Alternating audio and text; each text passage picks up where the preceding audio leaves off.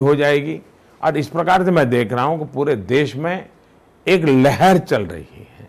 Waste Bengal में भी पूरे देश में लहर चल रही है। आप नॉर्थ ईस्ट में जाइए या आप कच्छ के रेगिस्तान के गांव में जाइए, पूरे देश में लहर चल रही है। तो वेस्ट बंगाल में अमित शाह जी कह रहे हैं 23 सीटों से ज़्यादा लाएंगे। उड़ीसा में भी 11-12 सीट की बात हो रही है। क्या लगता है कि ऐसा हो पाएगा? मैं आंकड़ों में नहीं जाता हूं, लेकिन हमारे राष्ट्रीय अध्यक्ष अमित भाई इस सर्वाधिक मेहनत करने वाले नेता है। मेरे प्रवास को तो मीडिया में जगह मिलती है, लेकिन उनके प्रवास की चर्चा कम होती है। लेकिन मैं देख रहा हूं कि शायद ही हिंदुस्तान में किसी राजनीतिक दल का अध्यक्ष इतनी मेहनत और 12 महीना, यानी सिर्फ चुनाव के लिए नहीं, हर जिले तक जाना, कार्यकर्ताओं से मिलना, वहाँ की समस्याओं को समझना, ऐसा अद्भुत परिश्रमी नेतृत्व आज भारतीय जनता पार्टी को मिला है। और इसलिए उनके असेसमेंट में मैं और ज़्यादा भरोसा करता हूँ। तेलंगाना और आंध्र प्रदेश में क्या आपका एक पोस्ट पोल अलायंस जगन और केसीआर के संग हो सकता है? ऐसी कोई संभावना है? भारतीय जनता पार्टी पूर्ण बहुमत से जीतेगी, पहले से ज़्यादा टैली होगा। एनडीए एक अतिरिक्त ताकत हमारी पास है, उसका टैली भी बढ़ने वाला है। देश में सरकार बनाने के लिए बहुमत से भी अच्छी स्थिति में हम होंगे। इसलिए सरकार बनाने में हमें कहीं पर किसी की मदद की ज़रूरत नहीं पड़ेगी। लेकिन हमारा मकसद सिर्फ सरकार बनाना नहीं है, हमारा मकसद सिर्फ सरकार चलाना नहीं है, हमारा मकसद देश चलाना है, देश बढ़ाना है। और जब देश चलाना है, देश बढ़ाना है, तो बहुमत के आधार पर नहीं होता है, सर्वमत के आधार पर होता है।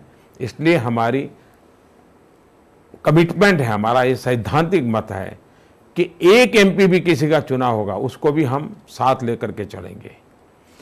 कोई भी दल हमारा कितना ही विरोधी क्यों ना हो, घोर विरोधी क्यों ना हो, क्योंकि हमें देश चलाना हमारा लक्ष्य है, देश को आगे बढ़ाना हमारा लक्ष्य है। मोदी जी, करीब 1 साल पहले तक राम मंदिर का मुद्दा काफ़ी गर्म था, सब लोग उसके बारे में बात भी करते थे। आपने आज मैनिफेस्टो में भी उस मुद्दे को रखा है, पिछली बार भी मैनिफेस्टो में था। मगर देखने को यह आया है कि ज़्यादातर आपके लीडर्स जो हैं पिछले कुछ 6 महीनों से राम मंदिर के मुद्दे पर ज़्यादा बात नहीं कर रहे हैं। क्या ये थोड़ा ऐसा लग रहा है कि लोगों का इससे रेजोनेंस कम हो गया है? प्रॉब्लम मीडिया की है।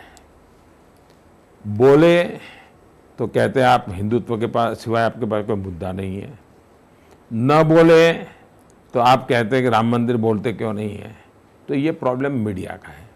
भारतीय जनता पार्टी इस विषय में कंसिस्टेंट है। हमने एक सैद्धांतिक स्टैंड लिया हुआ है और उसमें हमने कभी बदलाव नहीं किया है, कभी ऊपर नीचे नहीं किया है। प्रियंका गांधी के उत्तर प्रदेश में कैंपेन करने के लिए आप प्रियंका फैक्टर को कितना महत्व देते हैं? क्या लगता है इससे कोई फर्क पड़ेगा कांग्रेस की टैली में? मैं समझता हूं कि मुझे किसी भी व्यक्ति विशेष को लेकर के चर्चाओं में नहीं उतरना चाहिए।